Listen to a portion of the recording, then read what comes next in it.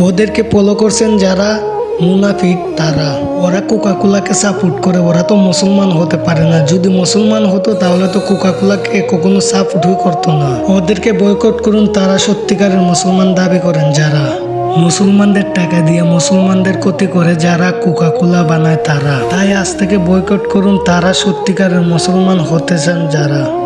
যে Coca Cola support করে সবাইকে বয়কট করুন, কারণ আমাদের মুসলমানদের টাকা নিয়ে আমাদের মুসলমানদের উপরে আক্রমণ করে কোকাকোলা। এই কোকাকোলা আমরা চাই না, এই কোকাকোলাকে আমরা ধ্বংস করে দিতে চাই। প্রত্যেক মুসলমানেরা কোকাকোলাকে বয়কট করুন। কোকাকোলা আমরা খেতে চাই না। কোকাকোলা একটা বিষাক্ত জিনিস, এটা বিষাক্ত সাপের চেয়ে আরো খারাপ জিনিস। কোকাকোলা কেন, অন্য প্রোডাক্ট যদি আমাদের মুসলমানদের বিরুদ্ধে হয় সবগুলা প্রোডাক্টস বয়কট করব।